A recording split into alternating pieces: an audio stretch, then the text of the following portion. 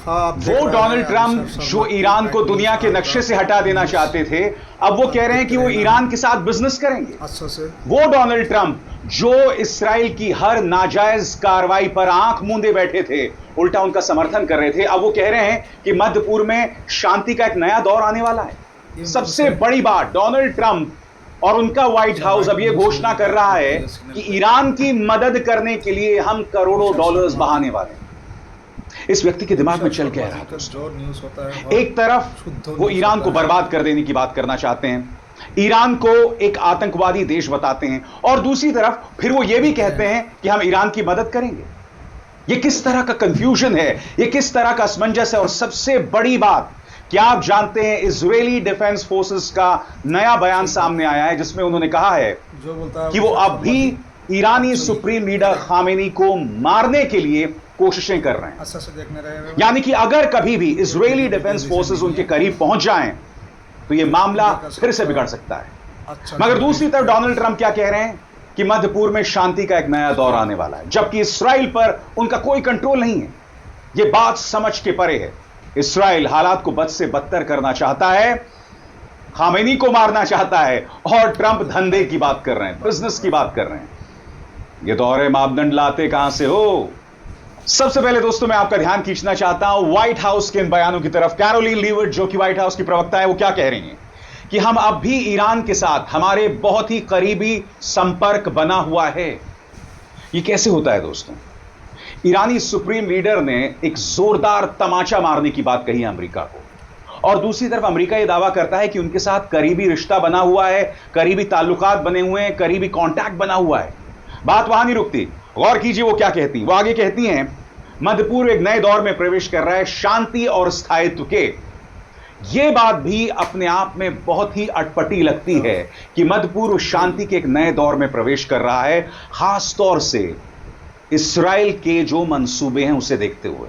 मैं आपका ध्यान खींचना चाहूंगा इसराइल के डिफेंस मिनिस्टर इसराइल काट्स के बयान की तरफ। इनके एक एक शब्द पर गौर कीजिएगा, क्योंकि अब भी इसराइल का एक असैसिनेशन स्क्वाड खामेनी के पीछे लगा हुआ। आपको याद होगा जब खामेनी ने राष्ट्र के नाम संबोधन किया था तो वो भीड़ के बीच नहीं आए थे, उन्होंने एक गुप्त ठिकाने से यह संदेश दिया था। क्यों? क्योंकि अब भी इसराइल उन्हें मारना चाहता है, और यह बात उन्होंने न्यूज चैनल्स को दिए गए इंटरव्यू में कही है। ट्रंप तो धंधा करना चाहते हैं, बिजनेस करना चाहते हैं, मगर दूसरी तरफ इसराइल जिस पर उनका कोई कंट्रोल नहीं है। गौर कीजिए इसराइल के मंसूबे आपके स्क्रीन पर। इसराइल के डिफेंस चीफ का दावा, खामेनी को मारने की कोशिश हुई थी। पहले बताया गया था कि इसराइल के डिफेंस मिनिस्टर इसराइल काट्स ने पब्लिक ब्रॉडकास्टर कान से कहा कि अगर मौका मिलता तो इसराइली फौज ईरान के supreme leader Ayatollah Ali Khamenei की हत्या कर देते, जब ईरान के साथ 12 दिन की जंग चल रही थी। अब एक और इंटरव्यू में जो चैनल 13 को दिया गया, काट्स ने कहा कि इसराइली एजेंट्स ने खामेनी को बहुत ढूंढा, लेकिन उन्हें ऐसा कोई ऑपरेशनल मौका नहीं मिला जिससे वो हमला कर पाते। ईरानी अफसरों ने इस बात की चेतावनी दी है कि सीजफायर के बावजूद इसराइल अब भी खामेनी को मारने की कोशिश कर सकता है। काट्स ने चैनल 13 से यह भी कहा कि उन्हें नहीं लगता कि ईरान अपने न्यूक्लियर प्लांट्स को फिर से बना पाएगा जिन्हें अमेरिका और इसराइल ने निशाना बनाया था। उन्होंने दावा किया कि तेहरान की न्यूक्लियर हथियार बनाने की क्षमता पूरी तरह खत्म कर दी गई है। हालांकि सीजफायर के बाद अपने पहले भाषण में खामेनी ने कहा कि अमेरिका के हमलों से ईरान की न्यूक्लियर फैसिलिटीज को कोई बहुत बड़ा नुकसान नहीं हुआ है। तो इसराइल के मंसूबे साफ हैं, मगर दूसरी तरफ डोनाल्ड ट्रंप बिजनेस की बात कर रहे हैं। वो ईरान की मदद करना चाहते हैं। उन्होंने यह तक कह दिया है कि भैया चीन, तुम ईरान से भी तेल खरीद लो, क्योंकि ईरान की अर्थव्यवस्था को पटरी पर लाना है। आपको फिल्म याद है दोस्तों गोलमाल? उसमें जॉनी लीवर को आदत होती है भूल जाने की, यानी कि थोड़ी देर पहले वो क्या कह रहे होते थे उसे भूल जाते थे और फिर उसके बिल्कुल उलट वो कहते थे। डोनाल्ड ट्रंप के साथ वही हो रहा है। अब मैं इससे पहले कि आपको बताऊं कि ईरान को लेकर उनकी क्या योजनाएं हैं, मैं आपको बतलाना चाहता हूं कि उन्होंने चीन और भारत के बारे में क्या कहा। उनके शब्दों में अब वो चीन और भारत को खोल देंगे, उनके बाजार को खोल देंगे। सबसे बड़ी बात, पहले चीन और भारत से तो पूछ लो कि वो खुलना चाहते हैं कि नहीं खुलना चाहते हैं। ये महोदय अपने आप को दुनिया का बादशाह समझते हैं और उनके तेवर बिल्कुल उसी अंदाज में होते हैं। सुनिए उन्होंने क्या कहा। अंग्रेजी में बयान है, जाहिर सी बात है, और उसका अनुवाद नीचे चलता रहेगा। Representative Jamieson Greer is very busy because where are you, Jamieson? Everybody, we just signed with China yesterday, right? Just signed with China. We have everybody could have happened, and the relationship with every country has been very good. अब मैं आपका ध्यान खींचना चाहूंगा दोस्तों CNN की इस खबर की तरफ। CNN के पास इस बात की एक्सक्लूसिव जानकारी है। Details emerge of secret diplomatic efforts to restart Iran talk. सरल शब्दों में कहा जाए, अमेरिका ईरान के साथ बातचीत शुरू कर रहा है और बातचीत तक बात सीमित नहीं है, ईरान को दोबारा पटरी पर लाने की कोशिश की जा रही है। मेरे हिसाब से इसका स्वागत किया जाना चाहिए, मगर मुद्दा वो नहीं है। जब आप एक देश की अस्मिता, उसके मान सम्मान पर लगातार हमला करते रहें और दूसरी तरफ फिर आप ये कहें कि हम धंधा शुरू कर देंगे। आपको याद है गाजा में भी क्या हुआ था। गाजा में अब तक 60,000 लोगों को इसराइल मार चुका है। ये कहा जाए बेंजामिन नेतन्याहू मार चुके हैं। और फिर डोनाल्ड ट्रंप आते हैं कि हम तमाम लोगों को वहां से हटा देंगे और गाजा को एक बहुत ही आधुनिक शहर बना देंगे। यानी कि रत्ती भर भी संवेदना नहीं, रत्ती भर भी जिसे हम कहते हैं ना सिंपैथी, सहानुभूति नहीं। बहरहाल CNN की रिपोर्ट क्या कहती है उस पर गौर किया जाए दोस्तों। ट्रंप प्रशासन ने इस बात पर चर्चा की है कि ईरान को करीब $30 अरब तक की मदद दी जा सकती है ताकि वो एक सिविलियन न्यूक्लियर एनर्जी प्रोग्राम बना सके।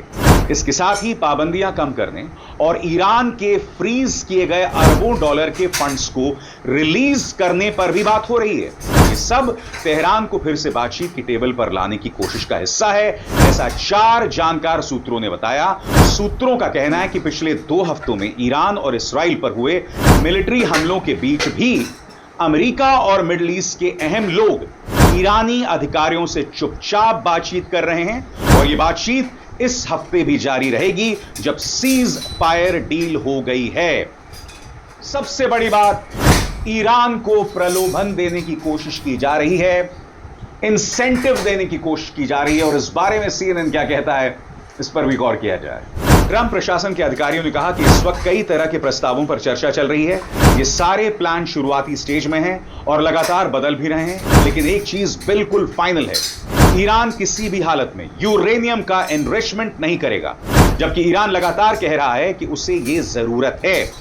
CNN को 2 सूत्रों ने बताया कि कम से कम एक शुरुआती ड्राफ्ट में ईरान के लिए कई इंसेंटिव यानी फायदे शामिल हैं।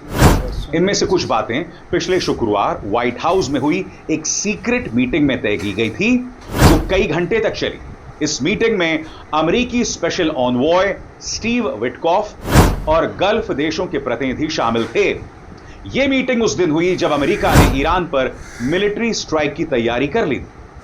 जिन शर्तों पर बातचीत चल रही है उनमें एक प्रस्ताव यह भी है कि ईरान में एक नया न्यूक्लियर प्रोग्राम शुरू किया जाए जिसमें यूरेनियम का एनरिचमेंट ना हो और यह प्रोग्राम सिर्फ सिविलियन एनर्जी के लिए हो। इस प्रोजेक्ट में 20 से 30 अरब डॉलर तक का निवेश हो सकता है, ऐसा ट्रंप प्रशासन के अफसरों और कुछ सूत्रों ने CNN को बताया। एक अधिकारी ने साफ कहा कि यह पैसा अमेरिका सीधा नहीं देगा, बल्कि कोशिश होगी कि अरब देश इसकी फंडिंग करें। ईरान के न्यूक्लियर एनर्जी प्रोजेक्ट में निवेश की बात पिछले कुछ महीने की न्यूक्लियर बातचीत में पहले भी उठ चुकी है। सबसे बड़ी बात, अमेरिका इस पूरी प्रक्रिया की मध्यस्थता ही नहीं, उसकी अगुवाई यानी लीडरशिप करना चाहता है।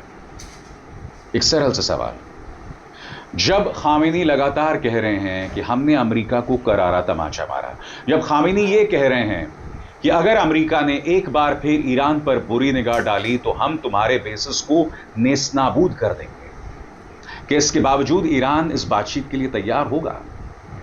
ये सवालात हैं और मुद्दा यह नहीं है। हो सकता है कि ईरान अपना फायदा देखते हुए इन तमाम चीजों को मान ले, मगर क्या अमेरिका का कोई कंट्रोल इसराइल पर है जिसका जिक्र मैंने अभी अभी किया आपके सामने? यह सवाल लाख डॉलर का सवाल है दोस्तों। अब ईरान को प्रलोभन देने के लिए 2 कदमों पर विचार किया जा रहा है। पहला, ईरान पर से आर्थिक प्रतिबंध हटाए जाएंगे और दूसरा, फोर्दो न्यूक्लियर साइट को फिर से स्थापित किया जाएगा।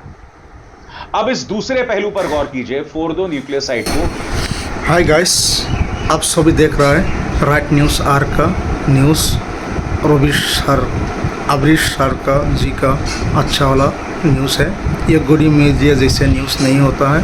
हर टाइम आप लोग मेरा साथ जुड़ के रहना है और मेरा ये छोटा channel right news R subscribe कीजिए प्लीज़। अरविश शर्मा जी का जो न्यूज़ होता है हर टाइम अच्छा बोलता है, कोई घटिया जैसे न्यूज़ नहीं होता है। इसलिए अरविश शर्मा जी का हम लोग हर टाइम सपोर्ट करना है, अरविश सर जी का साथ रहना है। थैंक यू, जय हिंद।